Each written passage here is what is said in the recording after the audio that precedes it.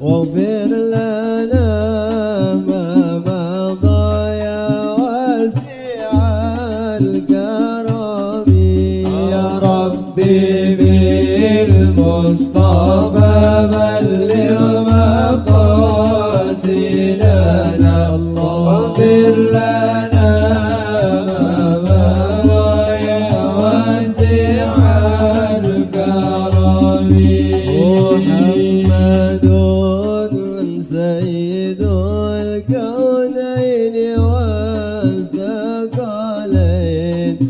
والفريقين من عرب ومن عجم يا ربي بالمصطفى بلغ مقاصدنا واغفر لنا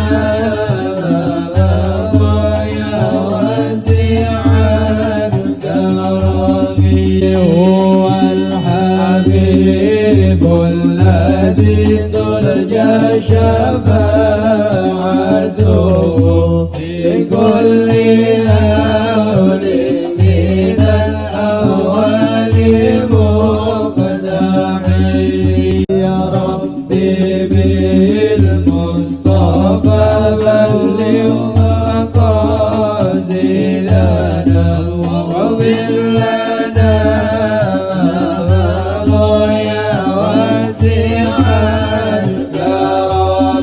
هو الحبيب الذي ترجى شفاعته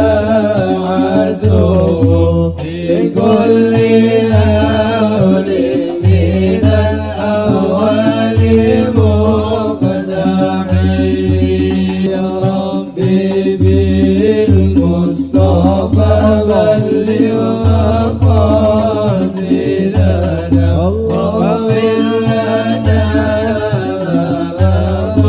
يا واسع الكرم Wa kana ala kulli babin hajarun min tilkal ahjar. Dan setiap pintu neraka itu tertutup oleh batu yang dipegang oleh siapa? Orang yang dalam mimpi itu. Yang pernah mengatakan bahwa, persaksikan bahwa terhadap batu ini, bahwa saya mengatakan la ilaha illallah wa anna Muhammad Rasulullah. Kemudian, sampai mana tadi?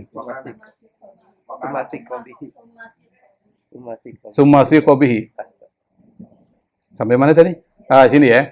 Sumasi qabihi ila tahtil arsy. Kemudian dia digiring ke bawah arsy.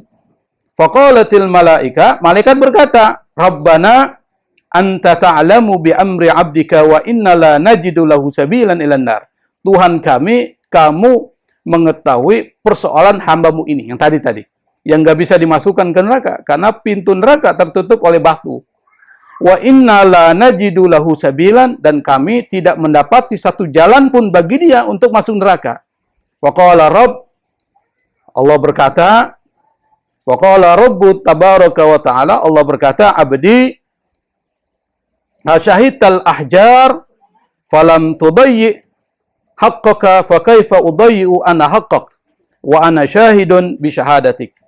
Kata Allah Subhanahu wa ta'ala, abdi, wahai hambaku, engkau telah menjadikan batu itu menjadi saksi. Menjadi saksi perkataan dia. Falam tudayyi haqqak, dan engkau tidak menyiakan hakmu. Bagaimana fa kaifa udayyi ana haqqak? Bagaimana aku bisa menyia-nyiakan hakmu?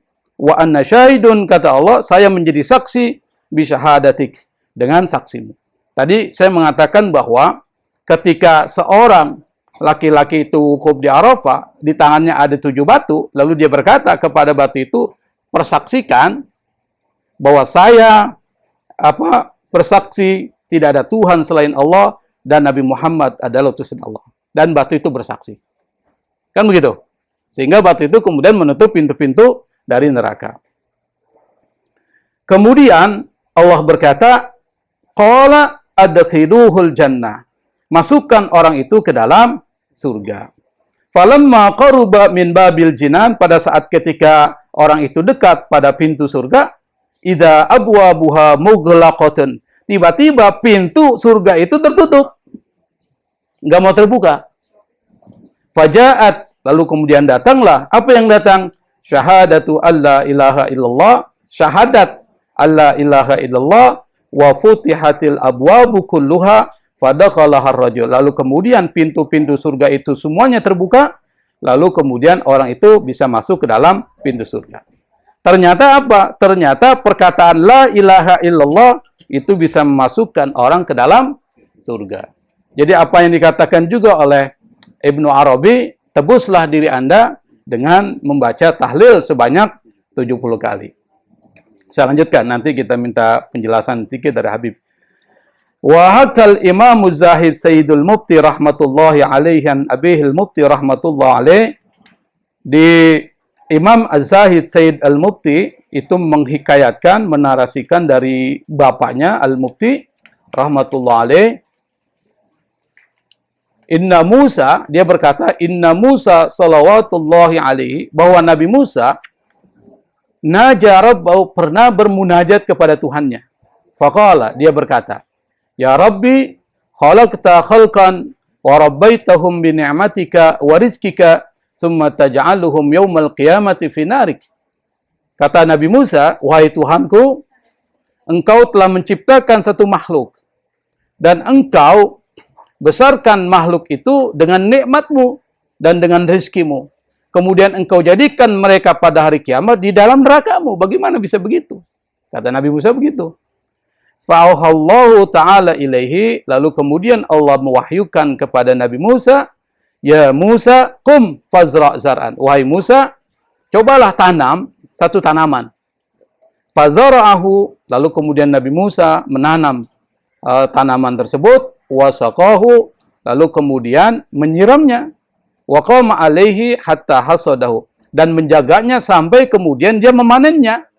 Faqala lahu, lalu kemudian dia berkata, ma fa'alta bizar'ika ya Musa, apa yang kau lakukan dengan tanaman wahai Musa?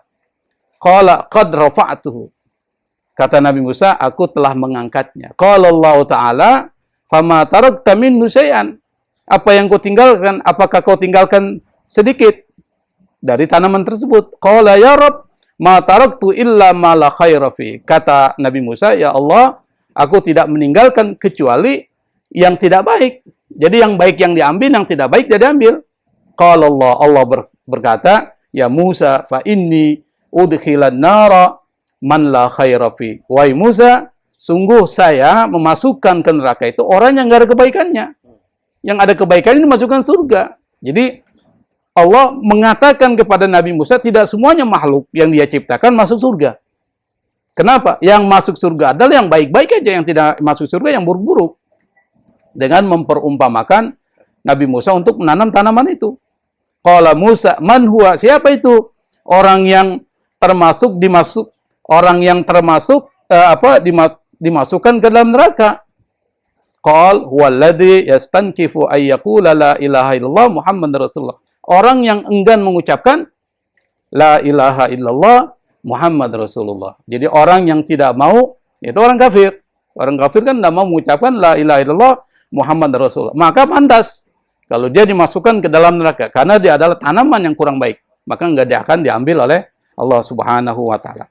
Nah, dari apa yang ditulis oleh Syekh Muhammad bin Abu Bakar Al-Furi, bisa kita ambil kesimpulan, kalau kita melakukan keburukan, maka cepat-cepat dihapus dengan kebaikan. Ya, salah satunya adalah banyak mengucapkan la ilaha illallah, karena mengucapkan la ilaha illallah berdasarkan cerita ini adalah salah satu kunci yang bisa memasukkan kita ke dalam surga. Allahul musta'an, Allahul muwaffiq ila aqwamit thoriq. Assalamualaikum warahmatullahi wabarakatuh.